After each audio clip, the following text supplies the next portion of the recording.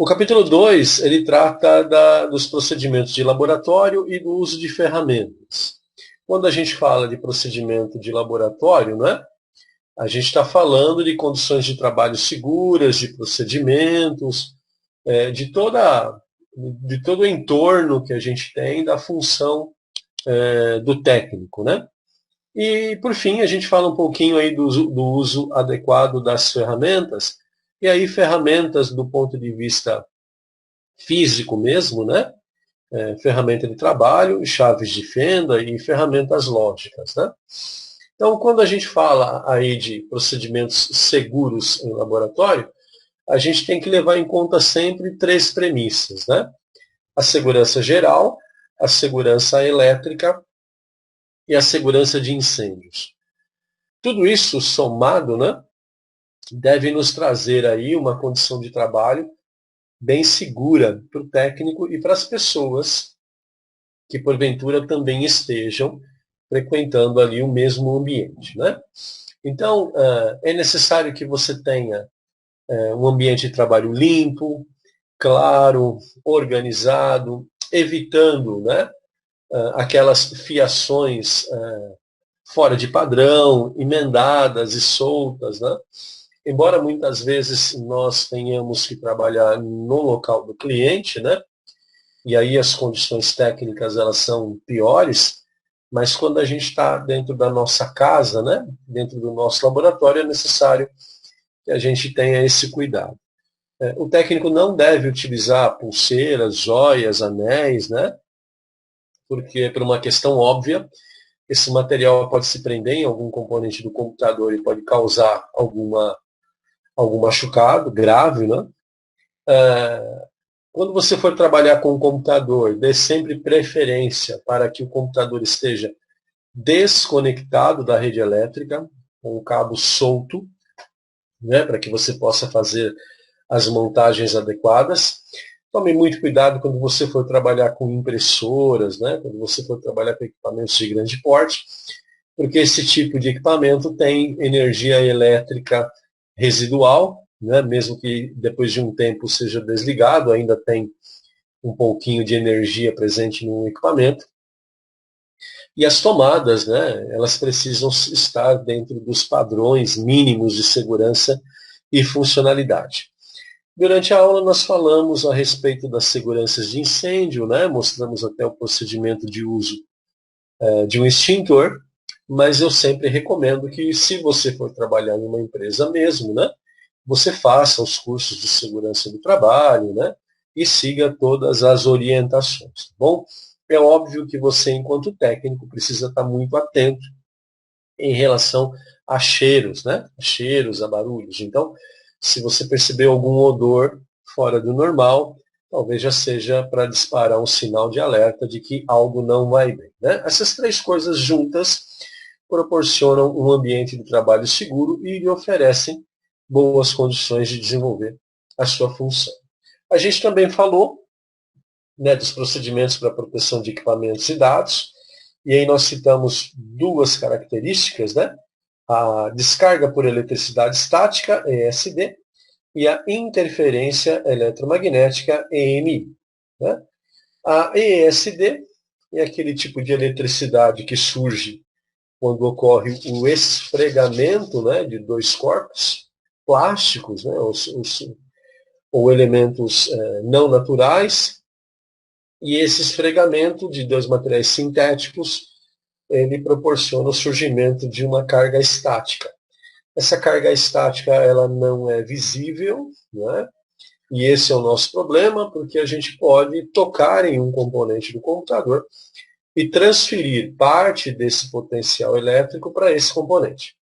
Um componente que inicialmente está previsto trabalhar com 3 volts, 5 volts, e aí você oferece uma descarga de 800, 900 volts. Né? A corrente é baixíssima, nosso organismo consegue conviver com ela muito bem, porém, para um equipamento eletroeletrônico, isso é extremamente prejudicial. A interferência eletromagnética, ela já trata da distorção dos sinais, né? Ela degrada a comunicação entre computadores, ela degrada dados, perde informações. E geralmente, né, esse tipo de manifestação ocorre em ambientes fabris, ou seja, em empresas onde você tem equipamentos de grande porte, elétricos, eletromecânicos, e os computadores muito próximos, né, compartilhando aí a mesma rede elétrica. Então é muito interessante que você tome aí as devidas precauções. Uma característica normal, né, desse tipo de problema é que quando você leva o computador para o laboratório, né, tira da empresa e leva para o laboratório, ele funciona normal. Tá? Você não consegue detectar novamente o problema. Quando você devolve na empresa, devolve no local dele, você percebe que o problema ressurge. Né? Então isso pode estar relacionado a um problema de interferência eletromagnética através da rede elétrica ou até mesmo através do ar. Uma outra característica muito importante, né, é que os níveis de temperatura e umidade também afetam os computadores. Por isso que antigamente, né, bem antigamente, a gente tinha o hábito, né, de colocar os computadores naqueles ambientes muito, muito refrigerados, né, muito frios.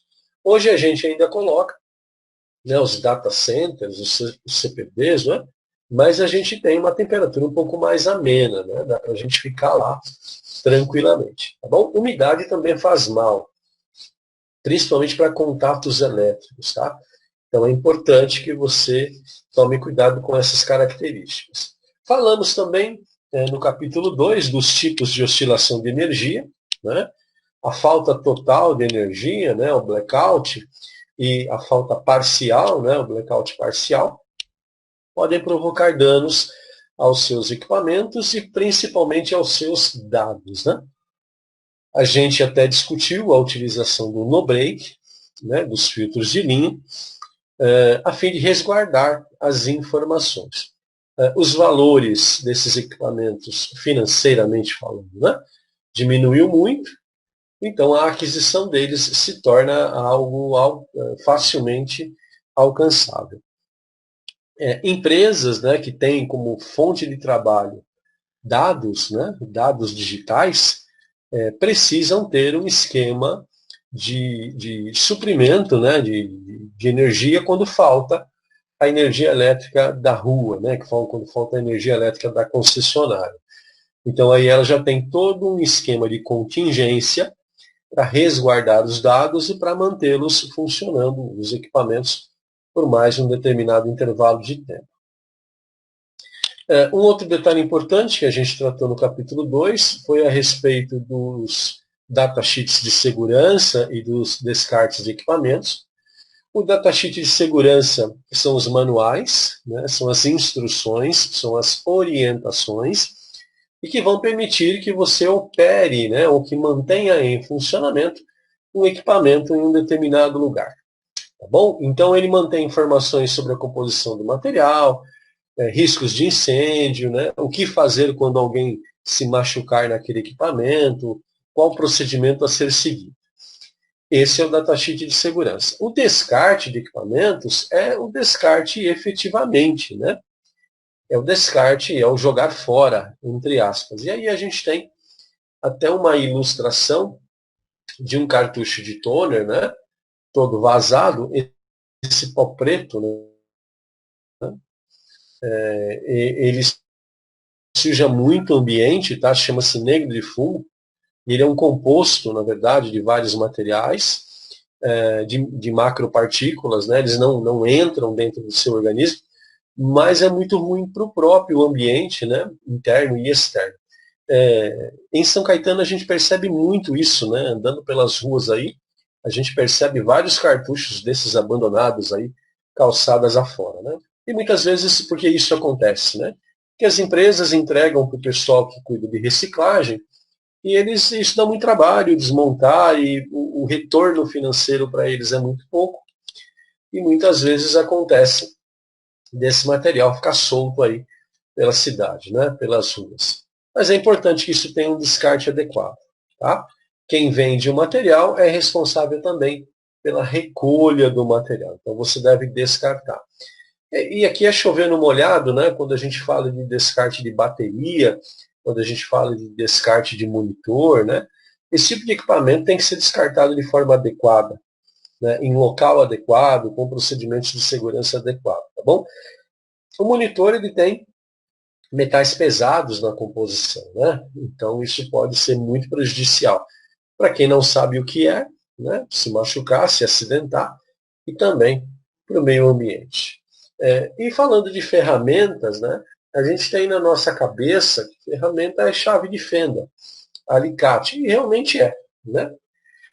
Até aqui na ilustração desse slide eu mostro para vocês um kit bem bacana de ferramentas, bem completo. Na verdade, desse kit aí você técnico usa muito pouco, mas ele é bacana pelo leque de opções que você tem à sua disposição. Tá? Elas são o que a gente chama de ferramentas manuais. Além disso, a gente tem outros tipos de ferramentas, como as ferramentas de ESD, que é aquela pulseirinha antistática e o tapete antistático, que eu mostrei em slides para vocês, e também os pincéis antistáticos, tá bom? Também falamos das ferramentas de cabeamento, que são aquelas ferramentas que você utiliza para construção e reparo de fios, de cabos de rede, né? As ferramentas de limpeza propriamente dita, os seus produtos químicos, e falamos também um pouquinho das ferramentas de diagnóstico. Como a gente vai focar muito, né?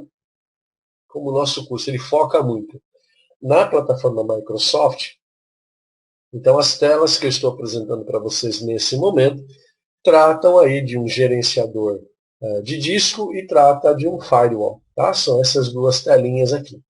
O Windows ele tem uma suíte, né? Ele tem uma composição de ferramentas de segurança e de funcionamento bem bacana, né? E que permitem que o técnico possa fazer diagnósticos, acompanhar a performance da máquina, enfim. Já é um arsenal muito bem servido de softwares. Tá? Mas mesmo assim, nada impede de você instalar um software de terceiro, um software livre ou um software pago, para poder fazer essa gestão. Na época, inclusive do capítulo 2, nós falamos bastante lá, né, do antivírus e a rejeição natural que as pessoas têm em relação ao antivírus da Microsoft, mas ela como solução de suíte de segurança, né, ou seja, antivírus, firewall e atualizações do sistema operacional, ela é uma solução muito bacana, muito forte, muito poderosa, e que mantém seu equipamento funcionando, né, por um bom tempo. Há algum tempo atrás as pessoas não ativavam muito o antivírus do Windows por conta da quantidade de softwares que não era original, né? Então você tinha muito aí o Windows 7, o Windows 8 pirata. O Windows 10 essa população diminuiu consideravelmente, viu? Eu estava vendo uma estatística, embora isso possa ser muito chute, né? Mas que diz que esse número de softwares pirata, principalmente relacionados ao sistema operacional, caiu por volta aí de 35%. É um número difícil da gente medir, né? A gente está fazendo uma estimativa. Mas isso significa que tem mais gente usando o sistema operacional original e, por conta disso, pode ser que esteja utilizando a suíte de segurança da própria Microsoft. Tudo bem?